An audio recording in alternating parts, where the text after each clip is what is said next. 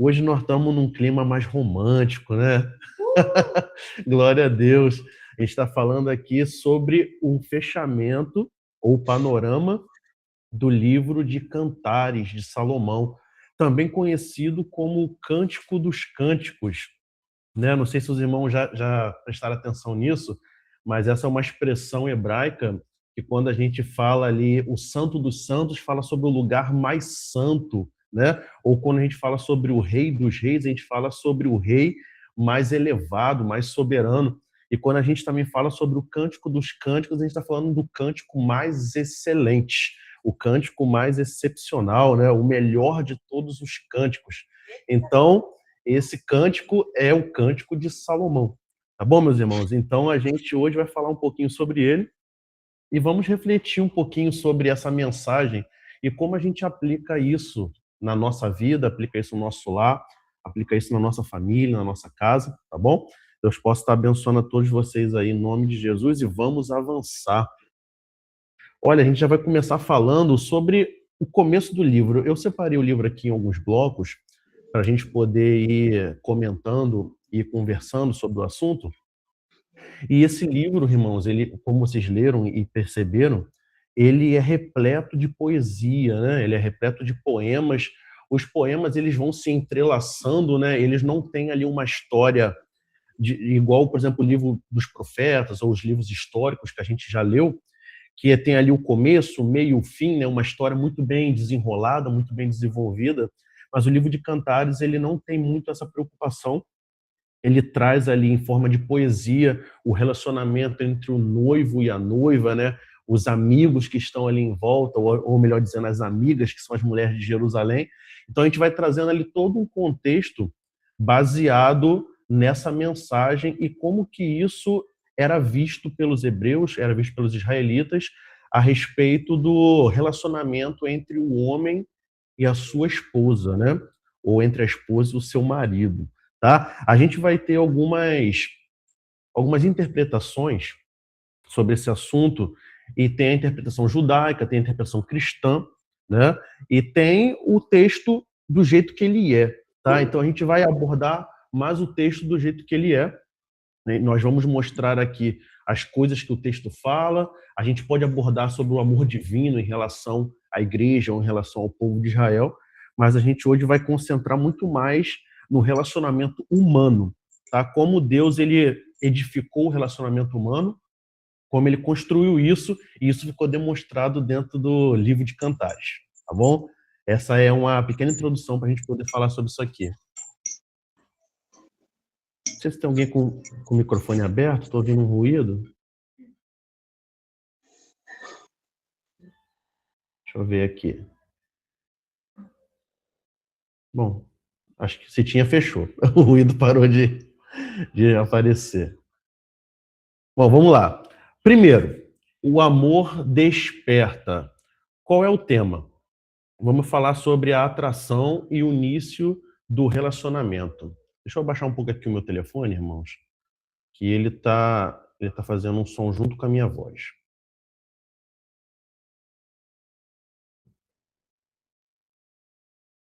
Pronto. Bom, vamos falar sobre a atração e o início do relacionamento. A sulamita demonstra seu amor pelo amado e ele responde com palavras de admiração. Ainda não há o casamento acontecendo, tá? Estamos vendo o início de uma história de amor. Mas o que a gente aprende com isso? As coisas que a gente vai ver no primeiro capítulo ali. O amor começa com admiração, a verdadeira beleza vai além da aparência, o amor precisa crescer de forma natural. Qual o verso-chave? Não despertem nem provoquem um amor até que ele o queira. Se vocês olharem a apresentação aí, eu deixei uma frase escrita aí embaixo, na parte laranja, onde ele vai dizer assim, não apresse aquilo que Deus quer que amadureça. Tá? Então, o relacionamento, ele começa exatamente dessa forma como a gente está vendo aqui. A gente vai ver aqui o noivo, vai ver a noiva, eles vão começar a interagir, eles vão começar a se conhecer, eles vão começar a conversar. É interessante que a Sulamita, ela tem uma questão que as mulheres de Jerusalém ficam olhando para ela e ela fica um pouco insegura no começo, né? Ela fala assim, por que vocês estão me olhando? Eu sou uma mulher morena e vocês estão me olhando desse jeito, eu trabalhei muito no sol, eu me queimei, mas eu sou formosa, eu sou bela. E ela vai ali construindo, né, essa admiração, construindo essa estrutura, e aí agora o noivo ele vai reparar nela e vai começar a admirar a Sulamita e vai dizer, olha, você é bela, você é linda, você é uma mulher simples, né? Porque ela cuidava da vinha. Os irmãos dela ali, né? Os irmãos que leram a história se lembram. Os irmãos dela ficaram chateados com ela e botaram ela para cuidar da vinha. A vinha que pertencia a ela mesma, ela não estava conseguindo tomar conta, mas ela estava tomando conta da vinha dos seus irmãos. E ela, por trabalhar tanto no sol, ficou com a pele queimada e as pessoas ficaram olhando para ela com um olhar meio estranho, né? Mas o noivo sempre olha com um olhar de admiração e um olhar de amor, um olhar de ternura, tá? É assim que começa um relacionamento que agrada a Deus. Tudo bem até aqui, irmãos? Os irmãos estão conseguindo acompanhar? Se tiver alguma dúvida, os irmãos podem levantar a mão e podem também abordar a sua opinião, tá? Hoje os irmãos podem ficar bem à vontade também. Esse livro é um livro maravilhoso, como eu disse, ele não é um livro que a gente está muito bem acostumado, igual os demais livros. Quando a gente lê o livro dos profetas ou livros históricos, a história é muito bem centradinha, muito bem contada, né? Mas aqui, quando a gente fala sobre o livro de Cantares, ou o livro dos Cânticos, a mensagem, a gente precisa interpretar muito bem ela para conseguir aplicar de forma genuína e verdadeira, tá bom? Então, o que a gente está aprendendo aqui? Vamos recapitular. O amor, ele começa com a admiração. Olha só o segundo pensamento. A verdadeira beleza, ela está além da aparência, tá? A gente não fica, né? Ou a gente não só observa aquilo que é belo de forma natural, mas a gente precisa olhar algo que vai além da aparência. Observando isso aqui, claro, a gente vai citando outros textos, né? Mas eu me lembro de quando o Senhor ele vai usar Samuel para ungir um rei, né? Não estou falando de algo romântico aqui agora, mas Deus ele vai usar Samuel para ungir o rei e Samuel ele olha o que está diante dos olhos dele, mas o Senhor vai dizer para ele que o Senhor vê diferente, o Senhor vê o que está no coração, tá? Então hoje a gente é chamado a olhar também dessa maneira, não olhar só para atributos físicos, embora isso vai ser muito valorizado também no livro aqui, mas a gente observar aquilo que está no coração, a verdadeira natureza da pessoa, o coração bondoso, né, o coração que é de fato admirável, isso vai se refletir no exterior e vai ficar visível para todo mundo, tá? O foco não é só a aparência, hein? A gente tem que focar também no caráter. Também é uma explicação bem legal sobre essa temática aqui. A gente precisa amadurecer. Não despertem, nem provoquem o amor até que ele o queira. Se a gente tentar antecipar as coisas, né, tudo tem seu tempo. Se a gente tentar antecipar certas coisas, aquilo que poderia ser bênção se torna em algo ruim, se torna em maldição. Então, o amor verdadeiro, genuíno, ele precisa ser trabalhado, ele precisa ser amadurecido até chegar no ponto certo. É igual realmente uma fruta, né? Um fruto.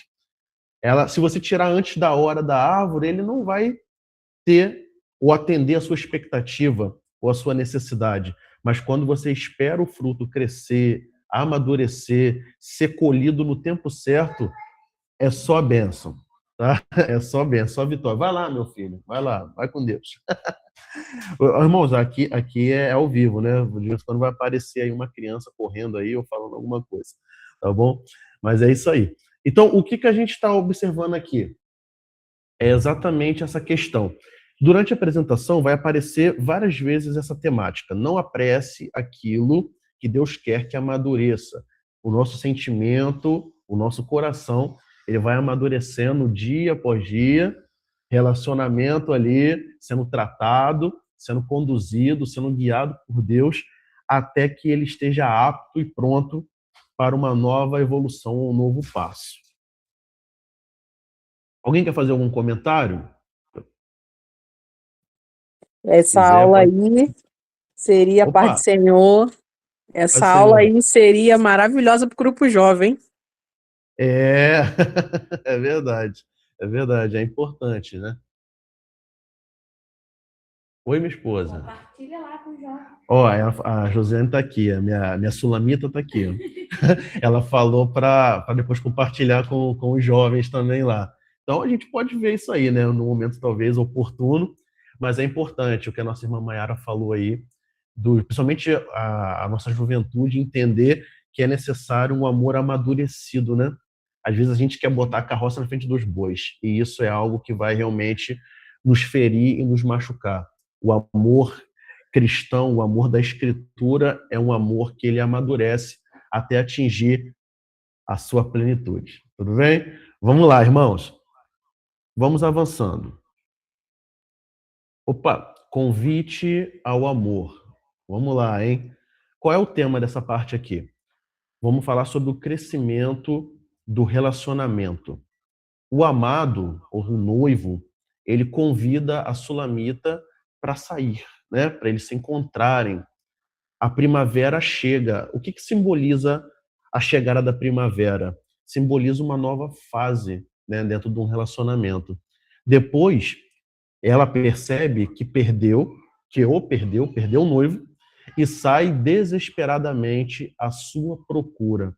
Quem está lembrando do livro aí, vai ver que ela já estava deitada ali, e ela acaba sonhando, e ela não está mais com o noivo, ela sai pela cidade procurando ele, encontra os guardas da cidade, as sentinelas da cidade, e ela fala: vocês viram o meu amado, vocês viram o homem que eu amo?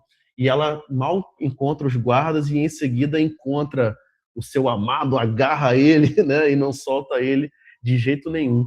O que a gente aprende aqui? Vamos pensar um pouquinho. O que a gente aprende aqui? O amor exige iniciativa. Tudo bem, meus irmãos? O amor exige iniciativa.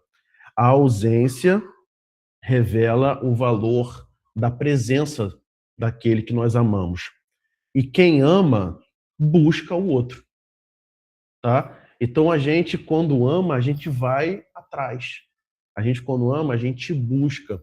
A gente, quando ama, a gente quer fazer as coisas darem certo, as coisas acontecerem, né? Então a Sulamita aqui, na poesia, dentro do poema, ela vai atrás do noivo e ela fala assim: eu tô doente de amor. É algo realmente bem juvenil, né? Eu estou doente de amor, eu preciso encontrar o meu noivo, eu preciso encontrar o meu esposo, eu quero estar do lado dele, ele é tudo para mim. E ali vai sendo desenrolado todo esse relacionamento, né? Essa admiração, tanto da Sulamita, né, que é a noiva, para o seu noivo, e o noivo em relação à sua noiva também. A gente vai ver que no decorrer do livro vai ter aqui um coro, né, como se fosse um coro teatral, cantando ali juntamente com eles, que é as mulheres de Jerusalém, ou os irmãos, né, que vão aparecer no final, mas vai ter alguns contrastes acontecendo dentro do livro.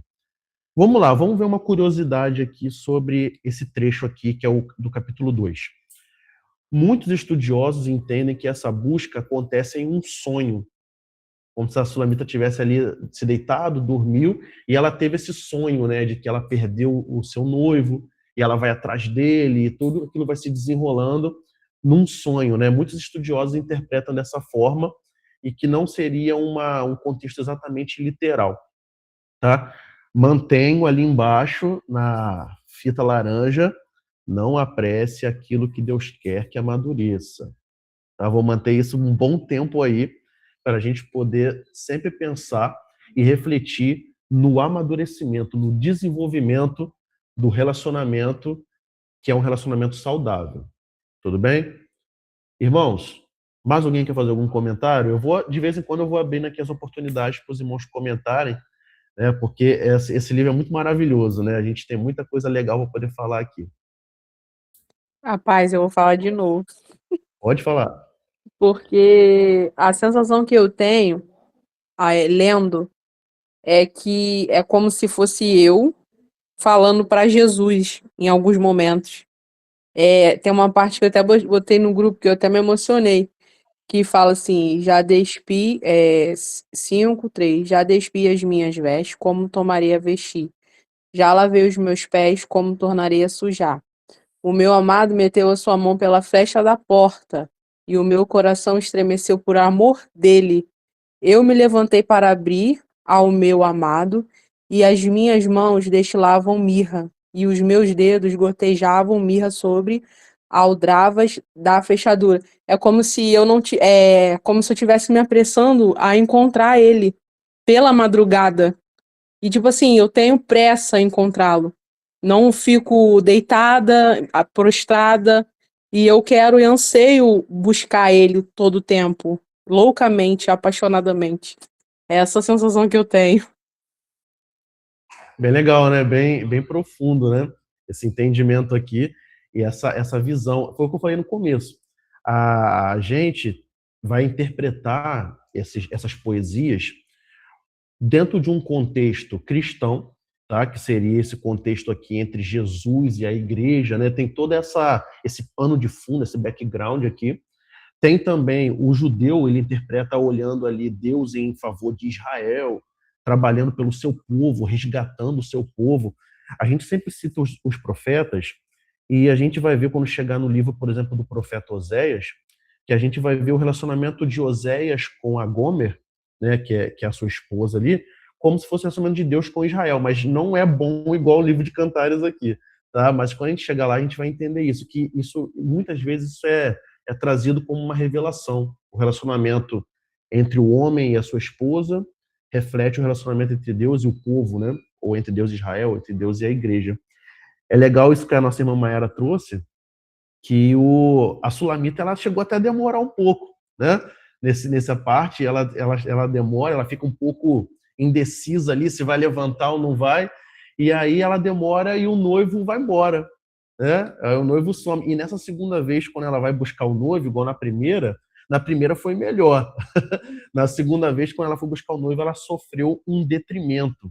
Tá? Ela foi agredida pelos sentinelas. Mas daqui a pouco a gente comenta mais profundamente sobre isso. Isso também tem um simbolismo bem interessante para a gente, mas é uma percepção muito legal, Mayara, muito bom. Tá? E os irmãos podem comentar também, tá? Os irmãos podem levantar a mão, que a gente vai dando oportunidade para os irmãos comentarem também, que é realmente muito, muito especial esse livro aqui. Tá? Então vamos avançar. Ó, agora a gente vai falar sobre o casamento. Tá? Então, percebe que o livro, as poesias, eles vão caminhando de um início de um relacionamento, o chamado a um compromisso mais sério, uma responsabilidade ali do noivo com a noiva e vice-versa, e depois eles vão culminar no casamento em si, na união, né, desse casal diante de Deus. E aí o tema que a gente vai abordar aqui é a celebração dessa união. Tá? Esse aqui é o centro do livro, é o ápice da união deles. Aqui vai surgir uma procissão, tá? Majestosa. O noivo ele vai elogiar a noiva de forma muito detalhada, e eles finalmente se unem, né, no casamento ali. O que a gente vai aprender dentro dessa parte? O casamento ele é celebrado, tá? O casamento é uma ordenança de Deus, é um chamado de Deus. O homem deixar seu pai e sua mãe, se unir à sua mulher, ambos se tornarem uma só carne. Isso é a vontade do Senhor, que se multipliquem, que cresçam, que prosperem, que avancem, tá? O casamento então aqui ele vai ser celebrado. A intimidade conjugal, ela é apresentada como boa, como santa, tá? Então, dentro do contexto do casamento, o homem se relacionar com a sua esposa e a esposa se relacionar com o seu marido é totalmente santo, é bíblico, tá? Então o homem ele vai se relacionar com a sua esposa e a esposa vai se relacionar com o seu marido e ali é um relacionamento abençoado por Deus. Lembra do que nós falamos aqui na questão da fita laranja, né? Quando a gente não apressa as coisas, a gente caminha no caminho certo, a gente faz o que é correto, a gente segue a vontade do Senhor, espera, dá tempo ao tempo, né? As coisas elas vão acontecer no tempo certo e vão ser bênção. Observa, eu sempre falo isso com alguns jovens que eu tenho vontade de conversar, observa a vida daquele que fez o que é certo. Observa a vida daquele que quis seguir o que a Bíblia ensina, o que a palavra do Senhor ensina. Se você seguir, o Senhor vai te abençoar, o Senhor vai te guardar, você vai ter um bom relacionamento, você vai ter uma família abençoada, se você fizer o que é certo. Se você não fizer o que é certo, você vai colher coisas ruins. Então aqui a gente já vai aprendendo com o livro de Cantares sobre essa questão desse contato, né? Esse desenvolvimento, esse amadurecimento do amor e do relacionamento, para ter um relacionamento de forma saudável, um relacionamento puro, um relacionamento santo, debaixo da bênção de Deus. Tá bom, meus irmãos? Isso tudo é muito importante, tá? É muito importante, é muito legal, e vou falar para você, funciona. Funciona. Se você fizer o que é certo e seguir a ordem de Deus, funciona e você vai ser abençoado. E nós somos abençoados com uma família extremamente próspera, né? E quando eu falo próspera, eu não falo só próspera no sentido financeiro, mas eu falo próspera no sentido de unidade, de comunhão, tá bom? Então é tudo isso vai funcionar e vai funcionar muito bem. Uma coisa que eu não tinha falado, mas vou reforçar com vocês, existem algumas interpretações também com relação ao noivo, tá? Algumas interpretações vão dizer que o noivo é simplesmente Salomão, tá? Outras interpretações vão dizer que o noivo, na verdade, é um homem simples, um pastor, né, do campo, e Salomão, ele, na verdade, é como se fosse o narrador da história, né? Ele está ali contemplando a história e ele vai falando. Por que que existem essas interpretações? O próprio Salomão, a gente vai ver que, eu agora vou para a parte histórica, a gente vai ver que Salomão ele teve muitas mulheres, tá? Salomão ele teve 700 esposas e 300 concubinas. Olha só que situação. Então, ele teve ali muitas mulheres, né? Ele tinha um harém enorme, mas o Cântico dos Cânticos, ele nos traz uma percepção diferente, né?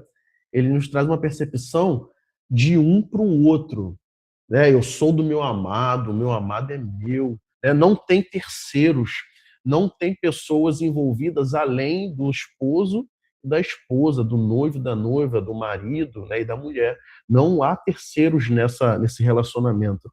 Então, quando a gente observa o contexto de Cantares, ele vai trazer exatamente uma percepção do amor da forma que Deus quer que seja, tá? Embora o próprio Salomão ele não seguiu esse caminho.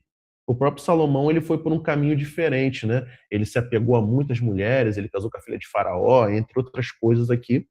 E isso tudo foi até um laço para ele, né? Quem já viu a história, quem já tem estudado com a gente aí desde do livro dos Reis, a gente vê que isso tudo foi pedra de tropeço para Salomão. Mas no livro de Cantares, a história que ele conta é uma história maravilhosa, tá? De um relacionamento entre um homem e uma mulher, tá? E essa história ela traz revelações muito profundas. Tudo bem até aqui, meus irmãos? Amém. Que bom que os irmãos estão conseguindo acompanhar e estão entendendo, tá bom? Vamos falar um pouquinho aqui sobre a questão de uma curiosidade aqui.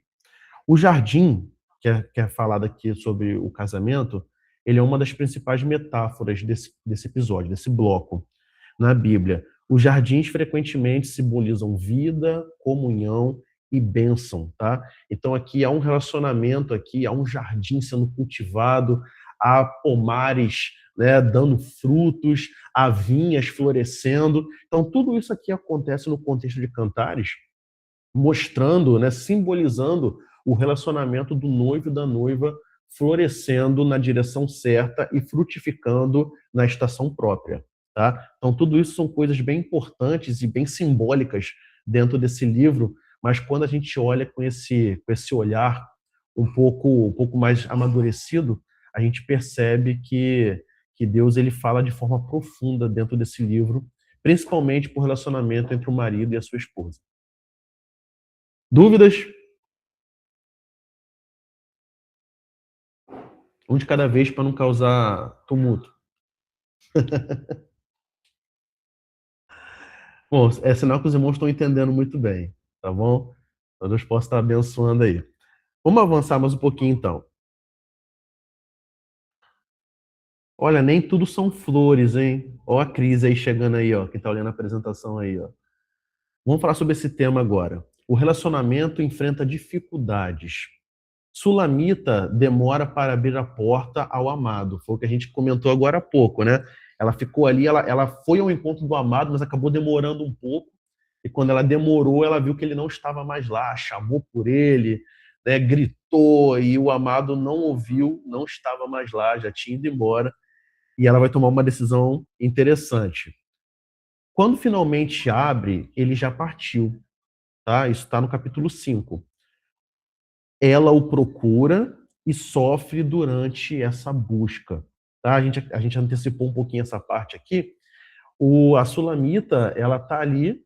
Isso vai acontecer na primeira vez, né? Que a gente falou que ela vai atrás do noivo, aquele negócio todo.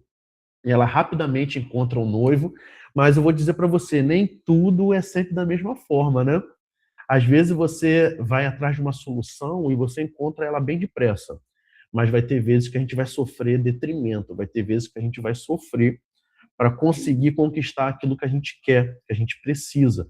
Então a Sulamita, ela vai tomar mais uma vez a decisão de ir atrás do seu noivo, do seu amado, e quando ela vai atrás dele, dessa vez ela vai sofrer um pouco, porque ela vai se encontrar com os guardas, os sentinelas da cidade, e eles, sem motivo aparente, vão agredi-la, tá? Ela vai sofrer ali um ataque por meio dessas pessoas, mas ela desiste de procurar o seu amado? Não. Ela não desiste, ela continua a sua busca por ele e ela o encontra, tá? E aí o noivo, né, o amado, ele vai começar mais uma vez a dizer para ela como ela é linda, como ela é bela, tá? Eu sei que às vezes quando a gente lê, a gente que tem uma cultura mais ocidental, às vezes para a gente é difícil entender alguns elogios, né? O noivo vai dizer, você parece as éguas de Faraó, coisa linda, né? Às vezes a gente lê isso aí com outro pensamento e não entende claramente o que ele está querendo dizer ali. Ou ele vai dizer assim, não, os seus cabelos são como um rebanho descendo na montanha de Gileade, né? Um rebanho de cabras, tal. Ué, mas como é que é isso? Que cabelo é esse que parece um rebanho de cabras descendo na montanha? Os seus olhos são como olhos de pomba. Que é isso? Os seus dentes, eles parecem ovelhas que foram tosquiadas e saíram agora do lavadouro. Tá todo mundo na posição, tudo certinho. O seu pescoço parece uma torre, a torre de Davi. É bem legal, né? A gente vai lendo isso assim, rapaz, mas que elogio é esse? Acho que a Sulamita ia sair fora, né? Desse elogio aí, não ia gostar muito, não. Mas isso é a nossa visão, né, irmãos? É a visão ocidental, uma visão mais moderna, né? Mas o que o noivo está dizendo para ela ali é a beleza que aquelas coisas refletiam. Ele conseguia enxergar isso na sua amada. Assim, você é perfeita. Rapaz, o homem era inspirado, né? Você é perfeita, você não tem falha nenhuma, você é toda certa, você é direitinha. Quer dizer que ela não tinha nenhuma falha, talvez física? Não é isso que ele está dizendo. Ele está dizendo que quando ele olha para ela, que é o olhar com amor, ele consegue enxergar só coisa boa, né? Ele não está preocupado em olhar os defeitos. Se você ler o livro de Cantares, você não vai ver críticas ali, você não vai ver alguém apontando os defeitos, não, porque a Sulamita é isso, porque a Sulamita é aquilo, ou porque o noivo é aquilo, meu amado, não é mais tão amado assim, né? Não tem nada disso.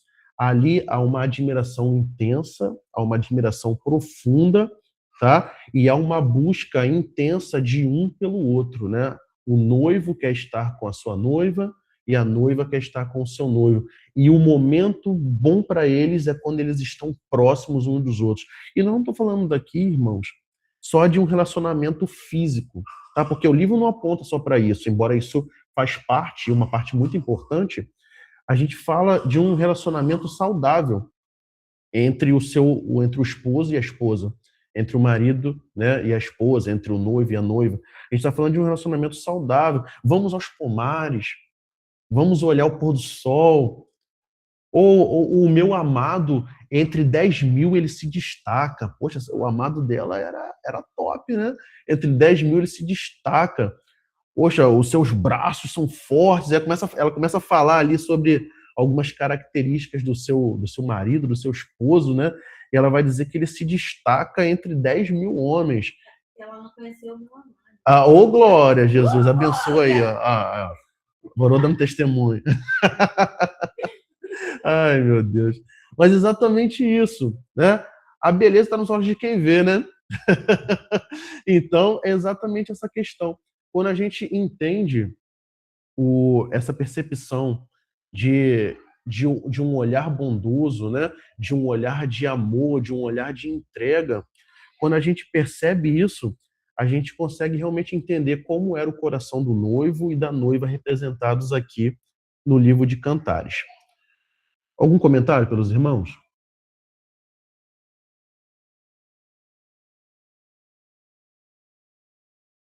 Isso, não tem mais ninguém inspirado, não? A Mayara estava inspirada aí comentando.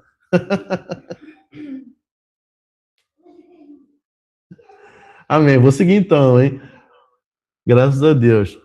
Ó, vamos lá. Os guardas, curiosidade. Os guardas que a encontram, que encontram a Sulamita, eles simbolizam, para alguns intérpretes, tá, irmãos? Os sofrimentos que acompanham a busca pela restauração do relacionamento. Então, às vezes, para a gente restaurar um relacionamento, restaurar a comunhão dentro do lar, né, do noivo com a noiva, do marido com a esposa, às vezes vai nos custar, vai nos doer, né? Então a gente precisa compreender exatamente isso, tá? Compreender como essas coisas funcionam e que às vezes a gente vai ter que se entregar um pouco mais, né? A gente vai ter que doar um pouco mais. A gente às vezes quer um relacionamento saudável, né? Quer uma vida conjugal ali abençoada, boa, só que a gente não cede, a gente não abre mão, né? A gente não faz ali o que deveríamos fazer. Eu estou sempre certo, eu sei de tudo, eu sou sempre o bonzão, né? E isso não é uma verdade, né? Eu falho, eu tropeço, eu erro, né? E assim por diante. E a gente vai levantando essas questões e vai entendendo que às vezes é necessário a gente abrir mão, sofrer, mesmo que seja um pouco, né, de detrimento, para a gente poder restaurar o relacionamento de forma eficaz e plena. Tá bom, meus queridos? Então é importante a gente compreender isso e aplicar isso na nossa vida, tá? A gente falha, mas o nosso Senhor nos ensinou que devemos perdoar uns aos outros, né? Devemos ali abençoar uns aos outros, ajudar uns aos outros, e isso dentro do relacionamento entre o marido e a esposa é essencial para funcionar de forma certa. Chega de crise. Vamos falar sobre restauração, tá? Vamos falar agora sobre o amor, ele estar amadurecido. Olha só o quanto que a gente já caminhou até chegar no entendimento de amadurecimento do relacionamento e do amor. Isso já está dentro do capítulo 6. O amado, ele reafirma o seu amor. O noivo, ele vai reafirmar o seu amor pela noiva, pela sulamita. Agora, o relacionamento deles, ele está mais sólido, né? Está mais firme, está mais preparado para suportar as adversidades. Os elogios continuam, hein? Eles não param, não. Mas há uma sensação de segurança e de estabilidade, tá? Eu não comentei antes também, mas é importante, isso está em capítulos anteriores, mas eu me recordei agora, é importante a gente entender também sobre as pequenas coisas que minam os relacionamentos, tá? O escritor, ele vai dizer, ó, cuidado com as raposas, com as raposinhas, né? Vocês que leram o livro devem se lembrar disso. A raposinha, ela não destrói a vinha completamente, mas ela vai minando, vai destruindo um pedaço aqui, vai minando um pedaço lá. E esses pequenos problemas, né, essas pequenas raposinhas, elas vão destruindo ali o seu relacionamento. Então, cuidado. Cuidado com a raposinha. Às vezes a gente está olhando ali uma coisa muito grande, né? Não, isso aqui, mas às vezes uma coisa pequena passa desapercebida, e essa coisa pequena, ela vai minando o relacionamento, vai minando a confiança, vai minando o amor, e aí às vezes as coisas não funcionam como deveriam funcionar. Então, atenção com as raposas, tá? Atenção com esses detalhes também, que são muito importantes para um relacionamento ser frutífero e saudável, tá? Esse livro ele é completo nesse contexto, tá, irmãos? Ele vai falar o tempo todo sobre relacionamento, o tempo todo sobre o cuidado, né, do marido com a sua esposa, da esposa com o seu marido, e o relacionamento deles, esses elogios que vão acontecendo no decorrer, né? O noivo e a noiva, eles são extremamente profundos quando eles vão elogiando ali. Eu dei esses exemplos aqui para os irmãos, né, mas daqui a pouco vai aparecer os textos aqui, e os irmãos vão entender um pouquinho melhor sobre essa questão aqui. O que a gente aprendeu nesse bloco? O amor, ele amadurece ao superar dificuldades, tá? Isso serve para o amor, que é um amor romântico, né, entre o marido e a esposa. Ele também vai funcionar num amor fraterno, né, entre companheiros, entre amigos, um amor cristão, que é um amor fraterno também, tá? Então vai funcionar dentro de qualquer contexto em que o amor ele seja chamado para o jogo, né? Então o amor ele precisa ser amadurecido. A gente, quando fala sobre amor, não tem como a gente esquecer de Coríntios, né? Coríntios capítulo 13. Fala o amor tudo crê, tudo suporta, tudo espera. O amor, tem até um louvor bem antigo, às vezes a Josiane canta comigo aqui, né? O amor não se conduz de maneira inconveniente, né? E aí o amor, ele vai mostrando, o amor tudo sofre, tudo crê, tudo espera e tudo suporta, tá? Então o amor, a gente vai falar daqui a pouco, né? O amor ele é poderoso, ele é forte. Então quando a gente entende esse amor genuíno, verdadeiro, que também vai ser refletido no amor de Cristo com a igreja, né? Deus com o seu povo, a gente entende quão profundo isso é, tá bom? Então é algo bem importante de se entender e de se compreender. Então a gente falou sobre amadurecimento. O perdão fortalece a união, tá? Então a gente fala sobre perdão. O perdão ele é essencial, né, para essa jornada. A gente entende que não somos perfeitos, né? Todo mundo falha, todo mundo erra, e a gente precisa compreender isso com humildade para termos um relacionamento saudável, tá? Porque a gente tropeça, a gente falha. E isso vai acontecer uma hora ou outra. É bom que aconteça o mínimo possível, né? Mas quando acontecer, a gente vai entender que existe a necessidade de perdoar, porque também nós somos perdoados, tá bom? Então isso é muito importante. A admiração deve permanecer ao longo do tempo. Então, a admiração, ela não pode ser só lá no comecinho, né? A gente falou, a gente já está avançando bem na história aqui do noivo e da noiva dentro da poesia de Cantares. Só que essa admiração, ela não acontece só lá no começo, né? Quando o pastor estava lá no campo cuidando das ovelhas e a sulamita estava lá cuidando da vinha, mas esse amor ele vai avançando, ele vai vencendo as barreiras, vai vencendo as dificuldades, ele vai triunfando, ele vai crescendo, ele vai se desenvolvendo e a admiração ela vai ganhando cada vez mais corpo, ela vai ganhando cada vez mais robustez, né? E quando isso acontece, irmãos, ninguém vence o amor, tá? Ninguém vence o amor. E aí o relacionamento fica extremamente forte e estruturado, tá? Essa é uma visão importante. Ó, vai ter um encontro de casais aí em Campo Lindo aí, ó. Pode palestrar aí, quem for palestrar, falar sobre Cantares, né? É bênção, é bênção. Parece até que a gente combinou, né? Mas é bênção, é isso aí mesmo, tá? Vamos lá. Lá embaixo, ó, não apresse aquilo que Deus quer que amadureça. Novamente, eu vou voltar nessa frase, estou deixando ela no decorrer da apresentação praticamente toda, para sempre a gente pensar nisso, tá? Nada que a gente faz de forma com pressa, né, que a gente faz sem pensar, ou qualquer atitude que a gente toma sem a devido entendimento e o devido amadurecimento, não funciona. Então a gente precisa amadurecer o pensamento, amadurecer as ideias, tomar as melhores decisões, tá? Para a gente poder fazer sempre uma boa escolha, né? A Sulamita fez a escolha dela ali, ó. O noivo também fez a escolha dele. Você que é a mais bela entre as mulheres, né? O meu noivo que se destaca entre 10.000. E aí vai vendo assim, poxa, eu tenho uma parte do texto que vão até questionar ela, mas por que que o teu noivo, ele é tão diferenciado assim? Por que que você está tão correndo atrás dele? Pô, o que que o teu amado tem que os outros não têm? Aí ela vai começar a testemunhar a respeito disso. Não, meu amado é diferente. Meu amado, ele tem uma outra postura, tem um outro perfil. Ele é um homem que se destaca, ele é diferenciado. Ó, o Salomão, ele tá vindo lá no cortejo de casamento dele. Ele tem ali os soldados em volta dele protegendo ele, tem tudo ali acontecendo, ele se casou, ele está feliz. Mas o que que a gente precisa entender? O noivo pertence à esposa, e a esposa pertence ao noivo, ao marido, né? Da forma que a gente definir melhor aqui. Mas é exatamente isso, tá bom? Para a gente poder compreender a essência do texto e como isso é aplicável.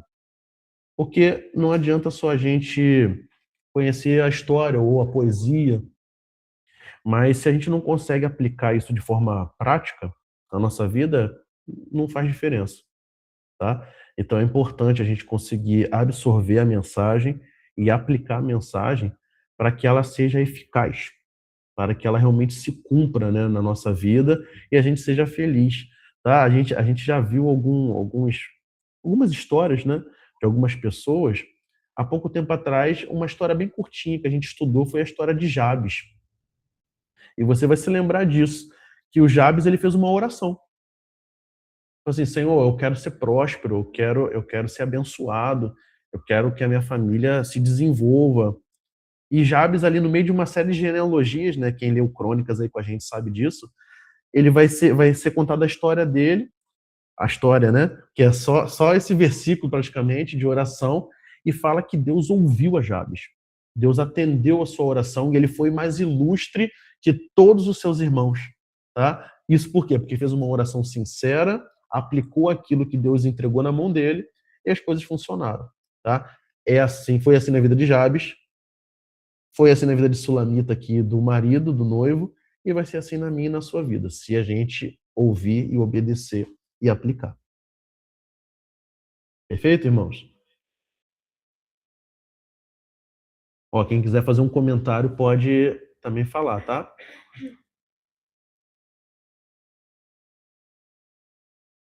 Deus abençoe. Vamos avançar. O poder do amor verdadeiro. Eita, rapaz, parece coisa de novela, né?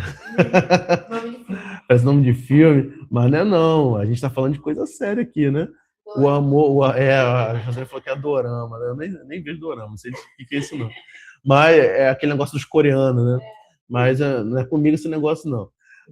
O que que a gente vai entender aqui? O poder do amor verdadeiro. Qual é o tema? Óbvio, né? É o amor verdadeiro. A gente vai chegar aqui no clímax do livro, tá? No top, no topo do negócio. E o que ele vai dizer aqui? A Sulamita ela vai declarar o seguinte: ponha-me como selo sobre o teu coração. Eita, um coração selado, né? Um coração que tem proprietário, um coração que tem dono, né? Põe como selo sobre o teu coração, porque o amor é forte como a morte. Olha a conclusão dessa mensagem. Rapaz, vocês conseguem entender o que significa isso? O amor, ele é poderoso como a morte, ele é forte como a morte. Alguém se habilita aí a comentar sobre isso?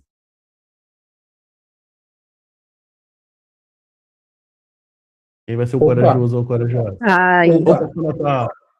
Ei, pastor Natal, Maiara, Maiara. não, tem va- Maiara abriu o microfone dela, deixa ela comentar. Depois o Ah, pastor entra, hein, eu já pastor? vou, eu já vou logo para Jesus, né? Porque nem a morte foi capaz de. Não, eu não preciso nem falar o resto, né?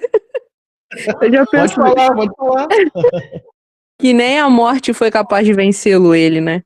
Porque Jesus, ele é. Ai, não tem nem explicação, não, gente. Sinceramente, sem palavras para esse livro.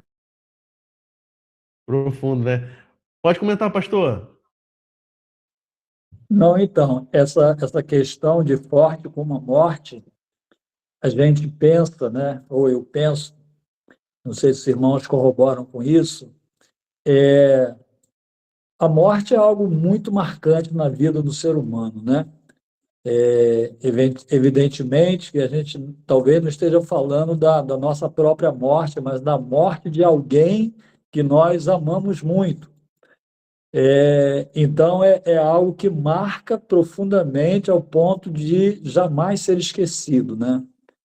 Quando nós, avançando um pouco mais no Novo Testamento, e vimos lá Paulo falando sobre o amor, aí diz lá que o amor jamais acaba, não importa o que aconteça, né?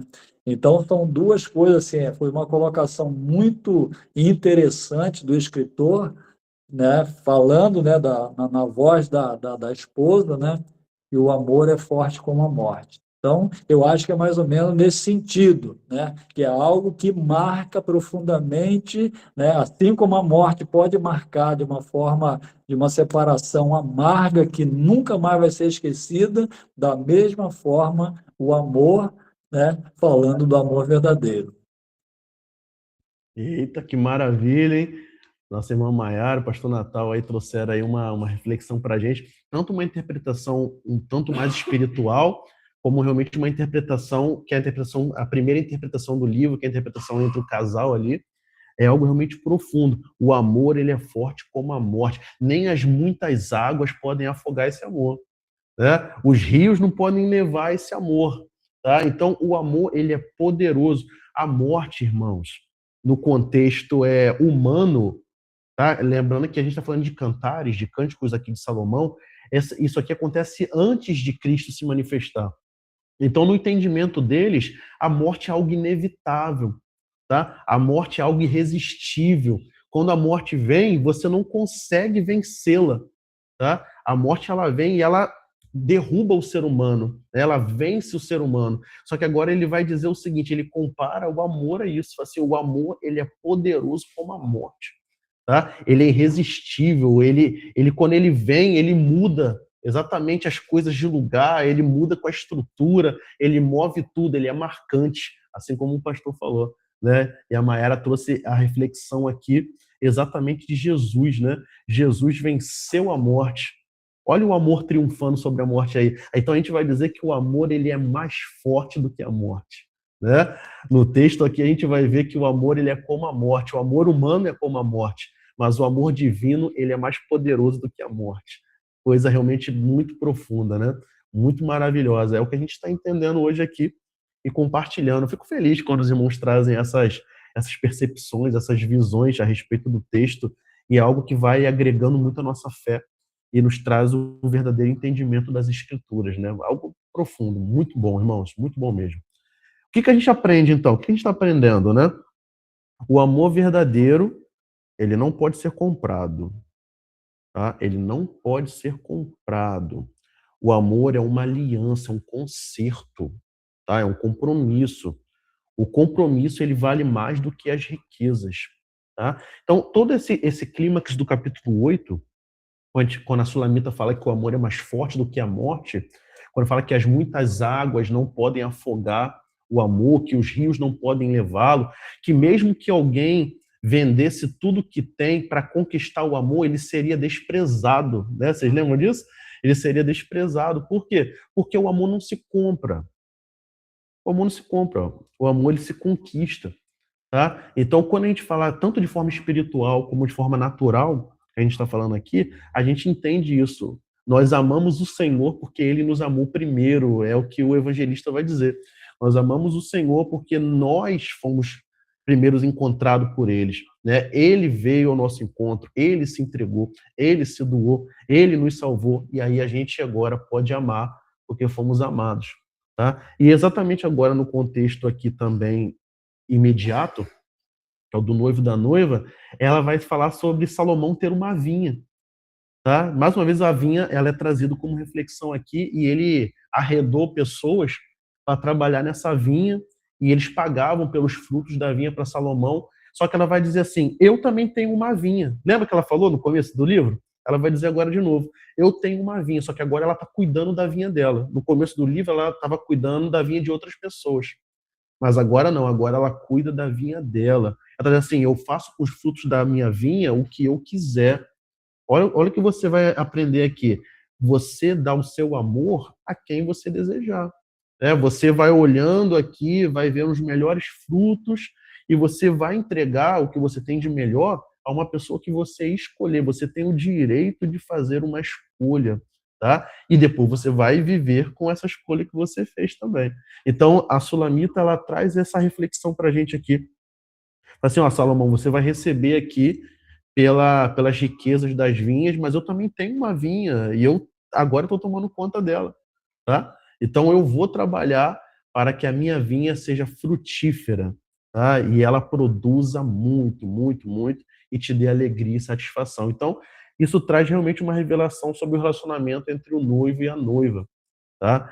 Cuida da sua vinha, né? Cuida das suas coisas ali com todo carinho, com todo amor, para que a sua vinha prospere, para que ela cresça e te dê muitos frutos, tá?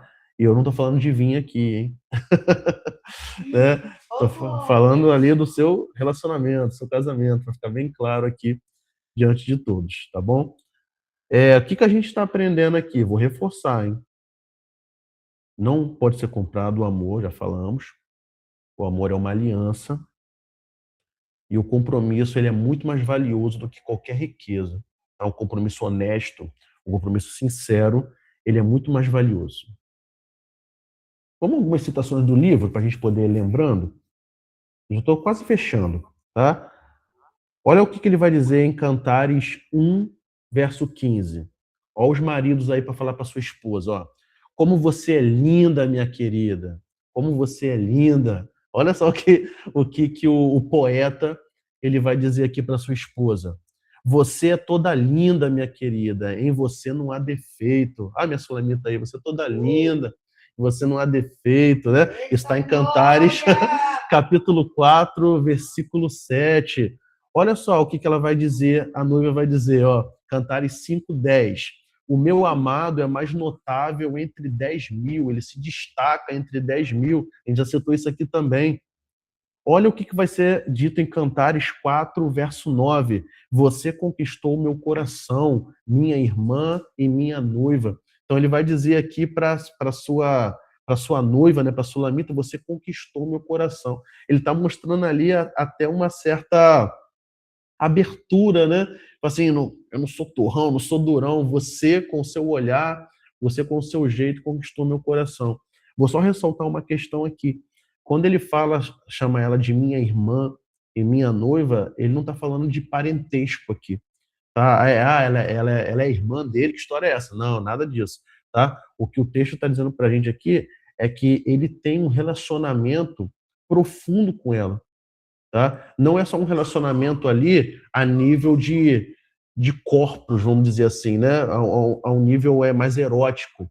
Mas ele tem um relacionamento com ela realmente como um irmão tem com uma irmã, de amizade, de amor, tá? Tanto um amor mais romântico quanto um amor fraterno. Então, ele é um termo que os hebreus usavam também para conversar e demonstrar ali que a noiva, a esposa, não era só a esposa ou só a concubina, não era nada disso. Era para mostrar que existia, de fato, um relacionamento profundo entre o noivo e a noiva, tá? Por isso que ele chama ela de minha irmã, ele chama ela assim, de companheira, né, de próxima a ele. Tá? Então a gente interpreta, entende dessa maneira, tá? Não há qualquer tipo de parentesco de fato entre eles aqui, só para deixar muito claro isso. Citações do livro ainda. Eu sou do meu amado, o meu amado é meu. Tá? Cantares 6, 3. Mais uma vez, isso aqui reforça a unidade entre o noivo e a noiva. Não há terceiros aqui. Tá? Então, o noivo pertence à noiva e a noiva pertence ao noivo. A igreja pertence a Cristo e Cristo à igreja. É um relacionamento único. Não pode haver outros maridos, não pode haver outros deuses, não pode haver outras esposas, sabe? Então é exatamente isso que o texto exalta, esse relacionamento único entre o homem e a mulher. A mulher é única e o homem é único. Dá uma olhadinha lá, filha, por favor. As muitas águas não poderiam apagar o amor, nem os rios afogá-lo. Ainda que alguém desse todos os bens da sua casa pelo amor, seria de todo desprezado. Tá? Foi o que nós já citamos aqui, Cantares 8, 7. As águas não podem apagar o amor, os rios não podem afogá-lo. Olha o poder que isso aqui tem. Né? Mesmo que eu fizesse qualquer coisa para ser amado, né, vendesse as minhas coisas, qualquer tipo de coisa, eu não seria amado. Né? Na verdade, eu seria desprezado, porque o amor não se compra de forma financeira, mas o amor se conquista com atitudes e atitudes nobres e justas, tá bom? Mudei aqui a faixa laranja, ó. O mundo tenta comprar o amor com beleza, dinheiro ou status. Cantares, o livro de Cantares, o livro do Cântico dos Cânticos, nos lembra que o amor verdadeiro não tem preço, porque ele é construído com fidelidade, compromisso e entrega, tá bom? Então, o amor verdadeiro, ele é construído dessa forma: fidelidade, compromisso e entrega. Tudo bem, meus irmãos? Assim, eu já quero devolver a palavra para o pastor, né? Assim a gente fecha o livro de Cantares e vamos avançar o livro de Isaías. Pastor Natal aí, junto com o evangelista Michael também, vai estar fazendo o fechamento e a gente volta para aquilo que a gente tem mais domínio, né, rapaz? Eu já li o livro de Cantares, só que eu fui reler ele aqui e falei, rapaz, estou aprendendo bastante coisa aqui, porque é um livro extremamente profundo e maravilhoso. Tá bom? Deus abençoe os irmãos. Eu vou falar o pastor Wilson.